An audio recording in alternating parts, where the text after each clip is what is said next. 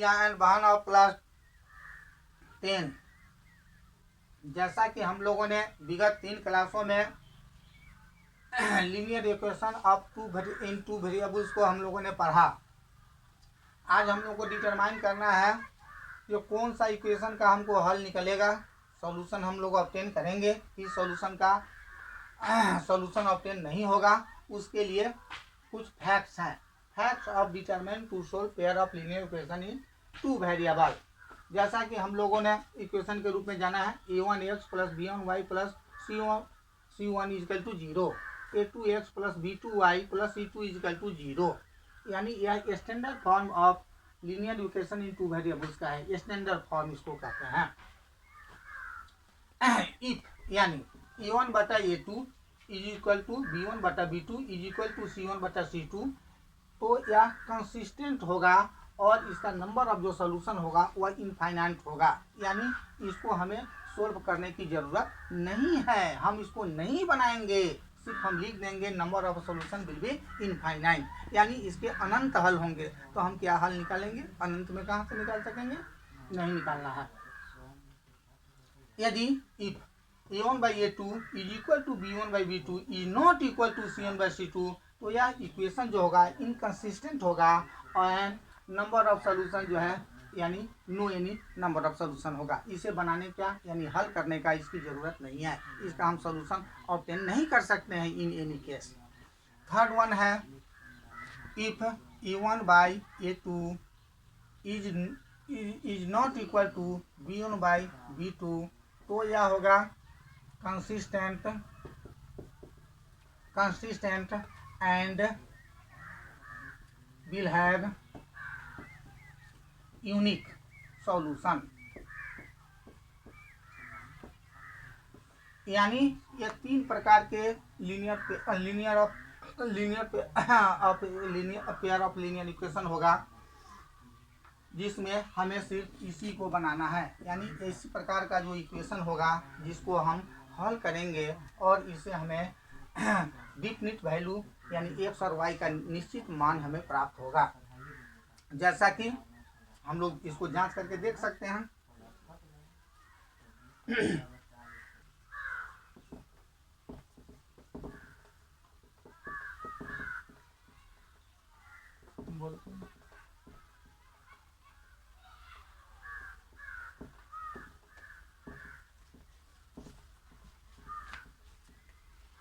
चलो, जैसे एग्जाम्पल के रूप में हम लोगों ने देखा x plus y equal to 5, इसको हम अपना स्टैंडर्ड फॉर्म में लिखेंगे x plus y minus 5 is equal to 0, 2x plus 2y is equal to 10, this imply 2x plus 2y minus 10 is equal to 0। Already coefficient of x 1, a1 is equal to 1, coefficient of y p1 is equal to 1 and constant term c1 is equal to minus 5, a2 2, b2 2 and c2 constant term is equal to minus 10. Now b a1 by a2 is equal to b1 by b2 is equal to c1 by c2. This implies 1 by 2 is equal to 1 by 2 is equal to minus 5 minus 10. This implies 1 by 2 is equal to 1 by 2 is equal to 1 by 2. Here all 3 terms is equal. By the facts we know that a1 by a2 is equal to b1 by b2 is equal to c1 by c2. So number of solution will be infinite, यानी इसके हल अनंत होंगे, इसको हमें बनाने की कोई ज़रूरत नहीं है। इसी प्रकार और भी एग्जाम्पल हम लोग देख सकते हैं, जैसा कि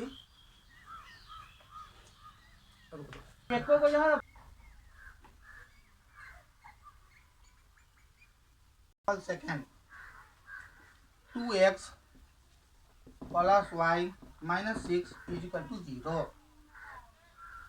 4x minus 2y minus 4 is equal to 0.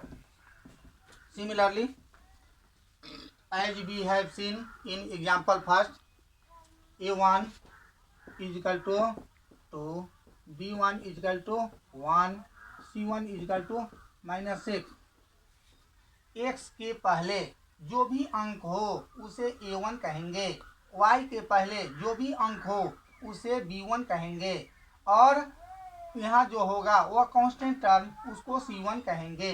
यदि कोई अंक न दिखता हो तो उसका कोएफिशिएंट 1 माना जाता है, जैसा कि हम लोगों ने यहाँ b1 का मान 1 रखा और c1 माइनस 6 है तो माइनस 6 डाला। इसी प्रकार similarly a2 is equal to 4, b2 is equal to minus 2 and c2 is equal to minus 4. Now a1 by a2 is equal to b1 by b2 is equal to c1 by c2. This implies 2 by 4 is equal to 1 by minus 2 is equal to 6 by minus 4. minus 6.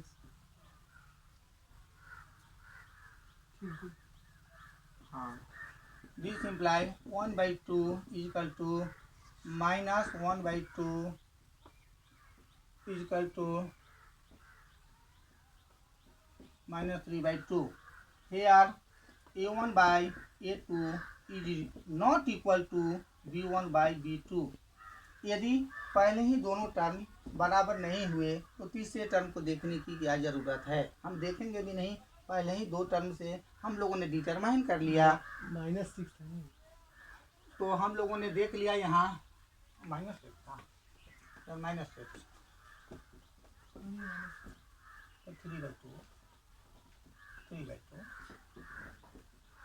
3 by 2। तो first दोनों term बराबर ही नहीं है, तो इसलिए तीसरे term को देखने की कोई ज़रूरत नहीं है। हम दोनों टर्म से हम लोग डिटरमाइन कर लेंगे या आकलन कर लेंगे तो यह किस प्रकार का इक्वेशन हुआ, यानी a1 by a2 is not equal to b1 by b2, so we have consistent and number of solution will be unique, यानी x और y का मान एक ही होगा, डिफिनिट होगा, x का मान एक और y का मान भी मान कोई ना कोई एक निश्चित एक ही होगा। तो इसको हमको सोल्व करना है, यानी इस इक्वेशन का हम किसी भी मेथड से, चाहे वह सब्स्टिट्यूशन मेथड हो, एलिमिनेशन मेथड हो, क्रॉस मल्टीप्लिकेशन मेथड हो, ग्राफिकल मेथड हो, इसे हम लोग बना सकते हैं। यानी यह जो इसका जो ग्राफिकल जो रिप्रेजेंटेशन होगा इंटरसेक्टिंग लाइन होगा,